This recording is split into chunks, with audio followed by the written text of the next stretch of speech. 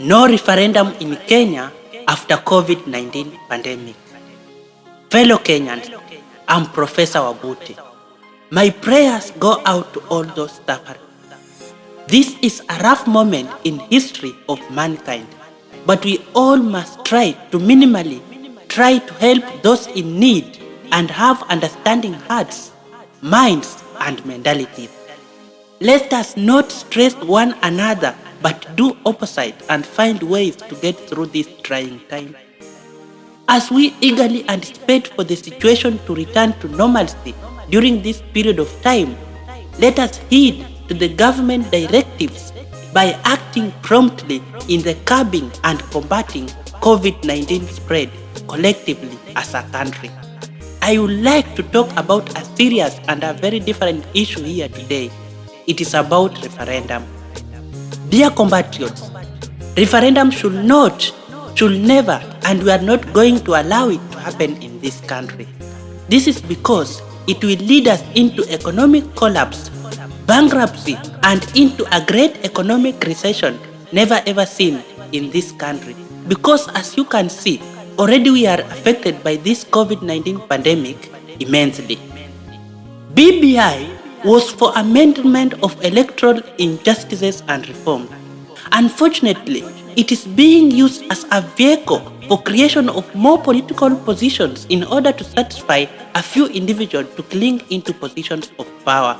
Electoral justice, that is democracy, simply means the one who wins fairly and squarely, be he or she good or bad, kind or arrogant, honest or irresponsible, takes the right place, not a kitchen cabinet and the so-called system decided by a small group of greedy individuals and elites concerned only with their stomachs, the architects of manipulational politics, not conforming to the will of the people and changing the lives of 47 million Kenyans. As a country, for us to achieve Vision 2030 and to secure the future of our children, grandchildren, and great-grandchildren, we need to have diversity and inclusivity in our political arena to enhance election of prudent leaders and not tyrannous ones. By the words of Senator of Elgeyo Marakwet, Hon Kipchumba Murkomen, even that Rendile, Your Excellency, need not to be just a spectator nor a passive participant, but also have a chance to be the President of the Republic of Kenya.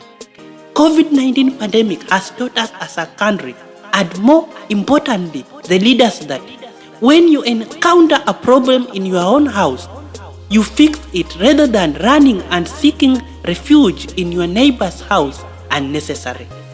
This is not about race nor about tribe, not even about gender or disability, but rather about transformational leadership and moving things forward in a more fundamental way.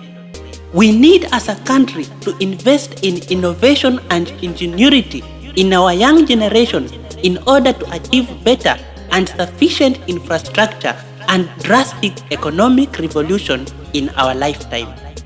Accountability, transparency, and responsibility should be shown not just by the central government but also in the county government at large. The national government should give more powers to government institutions such as the Ethics and Anti-Corruption Commission, the DCI office, and others, and installation of competent persons to those institutions in order to combat corruption that is rampant and enable the law to take its course.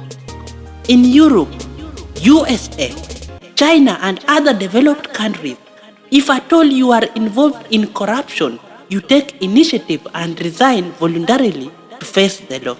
It is so annoying that here in Kenya, it turns into an elusive blame game depending on which political affiliation someone originates. Even just a sex scandal like the case of Jack Ryan 2004 Illinois Senate race with Barack Obama, which forced him to withdraw from the ballot, thus paving way for Obama's political success in USA. Let me be clear about this. We being the most renowned and the 6th largest economy in Africa as per the 2019 GDP and PPP, gross domestic product, and purchasing power parity respectively. I believe we can do even better than that if we put more efforts, especially in electing prolific leaders, expansion of our agricultural sector, and infrastructural advancement. This will enable significant and robust industrialization and economic growth of our nation. Like China, that was only 6% of US's economy in 1978, with a GDP totaling to 150 billion yearly, and now a shocking 66% of US's in 2019, with a GDP of 14 trillion, thus becoming second largest economy in the world, just due to transparency, responsibility, consistency, and openness. Surely, I believe we can do this to enable us become an economic powerhouse in continental Africa and even earn ourselves a better position in the international community. Who knows? The future is bright. Finally, I take this precious moment to urge my fellow countrymen and women to adhere to the rule of law, specifically concerning the curfew and the lockdown put in place by the government, so as to ensure the situation doesn't extremely escalate. Also, observe social distancing, frequent hand washing and sanitizing in order to conquer this virus. As a country, we should holistically turn to Almighty God in prayers for healing and restoration of our souls, for His mercy endures forever. Thank you, and may God bless our country Kenya. Asanteni sana.